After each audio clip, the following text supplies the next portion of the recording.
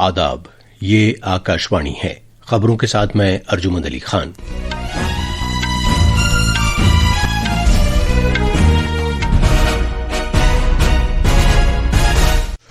वजीर दिफा राजनाथ सिंह ने ऑपरेशन सिंदूर की कामयाबी पर मुसल्लह अफवाज को मुबारकबाद दी है।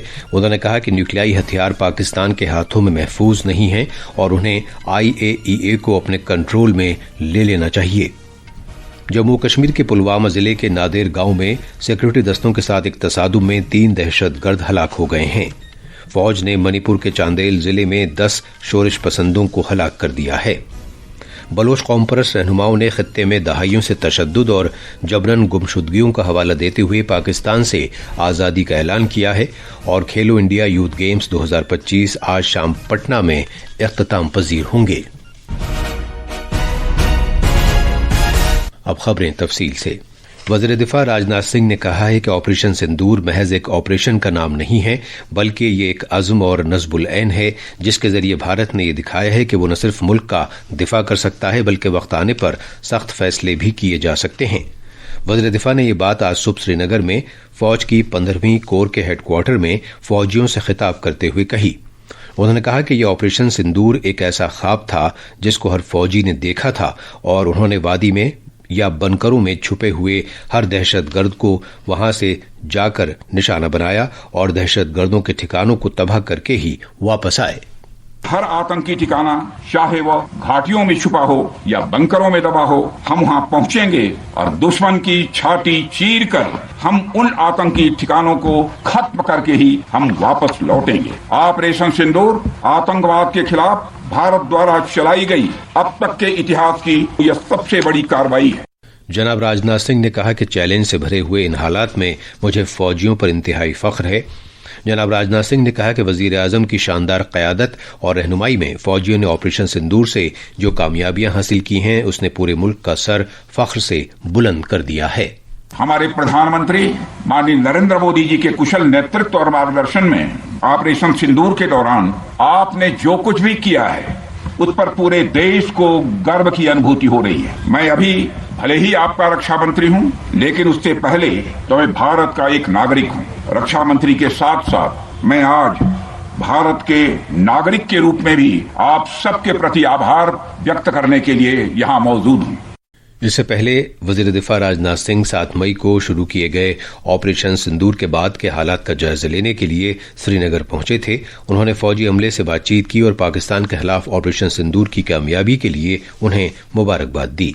आज जयपुर में तिरंगा यात्रा निकालकर ऑपरेशन सिंदूर की कामयाबी मनाई गई। वजीर आला भजन लाल शर्मा ने यात्रा की क़यादत की, जो तारीखी एल्बर्ट हॉल से शुरू होकर पुराने शहर में बड़ी चौपर जाकर खत्म हुई।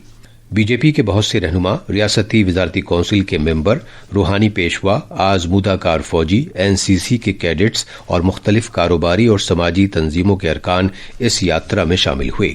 यात्रा के शुरू होने के मौके पर वजीर आला भजन लाल शर्मा ने इजहार ख्याल करते हुए कहा कि हमारी मुसल्लह अफवाज ने ऑपरेशन सिंदूर में निहायत जुर्रत और शुजात का मुजाहिरा किया है। उन्होंने कहा कि फौजियों की इज्जत अफजाई के लिए तिरंगा यात्रा का एहतमाम किया जा रहा है। एक तरफ जहां ऑपरेशन सिंदूर की कामयाबी का जश्न मनाया जा रहा है, वहीं मुल्क भारतीय सिपाहियों की दिलेरी और बहादुरी को सलाम पेश कर रहा है। मुसल्लह अफवाज को खराज तहसीन पेश करते हुए आकाशवाणी न्यूज एक खुसूसी सिलसिला पेश कर रहा है। इसके तहत आज हम परमवीर चक्र हासिल करने वाले कैप्टन विक्रम बत्रा को याद कर रहे हैं, जिन्होंने करगिल लड़ाई के दौरान अजीम कुर्बानी पेश की थी। पेश है एक रिपोर्ट। हिमाचल प्रदेश के पालमपुर में रहने वाले captain Batra Indian military academy में शामिल हुए और उन्हें 13 जम्मू कश्मीर राइफल्स में कमीशन दिया गया। करगिल लड़ाई के दौरान कैप्टन बत्रा की यूनिट को दराज सब सेक्टर में फौजी अहमियत की हामिल पहाड़ी चोटी .4875 को अपने कंट्रोल में लेने का काम सौंपा गया था। 7 जुलाई 1999 की रात को खराब मौसम के बावजूद कैप्टन बत्रा शदीद तौर पर जख्मी होते हुए भी रेंगते हुए दुश्मन की तरफ आगे बढ़े और अपनी जान की परवाह किए बगैर ग्रेनेड्स दागे। कैप्टन बत्रा ने दुश्मन की शदीद फायरिंग का सामना करते हुए एक दुश्वार काम अंजाम दिया। कैप्टन बत्रा की बहादुरी की बदौलत भारत ने .4875 पहाड़ी चोटी को अपने कंट्रोल में लिया, लेकिन वो जख्मों की ताब न लाकर चल बसे। لڑائی کے دوران ان کا ایک ریڈیو پیغام بعد میں کرگل لڑائی کے لیے تحریک دینے والا پیغام بن گیا. Radio said, and one of the Pakistani soldiers or officer, whoever it was, he said me, my code name was Shersha. Oh Shersha, you have come. Don't try to come up, otherwise you'll have a tough time. And that was the time they gave us a challenge. And my guys, they went wild. How dare a Pakistani troop can challenge us? My company's success can lose. Ye dil mange more. The guys were so highly charged up that they're wanting that some more bunkers should have been there and we would have got the more chaps. Captain Vikram Batra کو بعد از مرگ پرمویر چکر سے سرفراز کیا گیا جو ملک کا اعلیٰ ترین فوجی اعزاز ہے. انوپم مشرا کی رپورٹ کے ساتھ اردو خبروں کے لیے میں مہتاب عالم. یہ خبریں آکاش وانی سے نشر کی جا رہی ہیں. جموں کشمیر میں جنوبی کشمیر کے پلوامہ ضلع میں اونتی پورہ کے نادر ترال علاقے میں دہشت گردوں اور سیکورٹی فورسز کے درمیان تصادم میں 3 نامعلوم دہشت گرد ہلاک ہو گئے ہیں. یہ کارروائی آج صبح سویرے شروع ہوئی ہے. آئی جی پی کشمیر وی کے برڈی نے سری نگر میں آکاش وانی نیوز کو بتایا کہ آپریشن کے دوران 3 مسلح دہشت گرد مارے گئے ہیں اور ان کی لاشوں کی شناخت کی جا رہی ہے.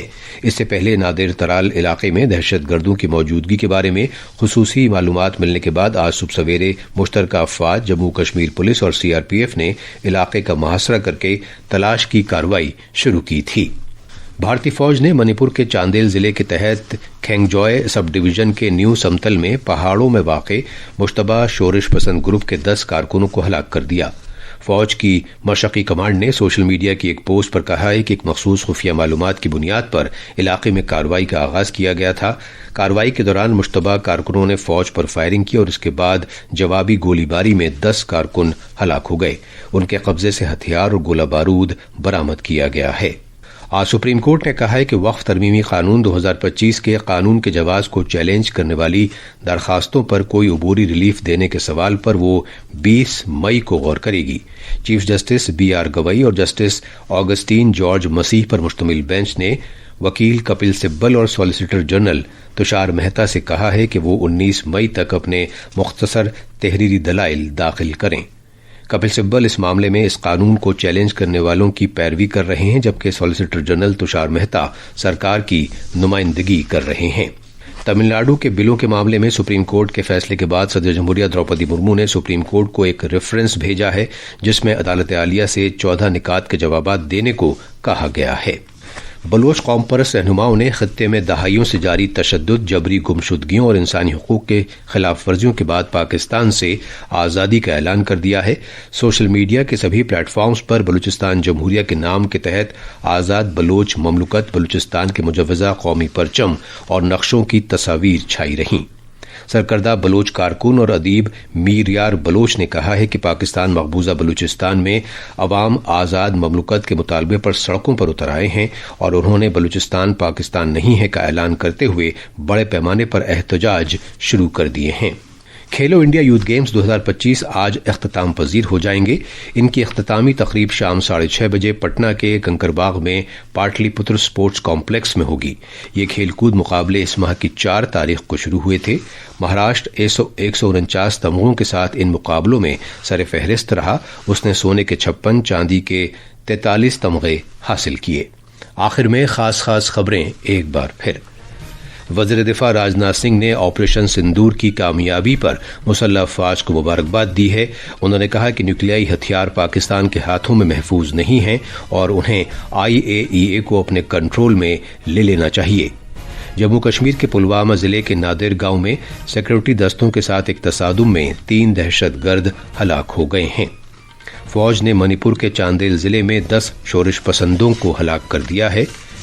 بلوچ قوم پرست رہنماؤں نے خطے میں دہائیوں سے تشدد اور جبرن گمشدگیوں کا حوالہ دیتے ہوئے پاکستان سے آزادی کا اعلان کیا ہے.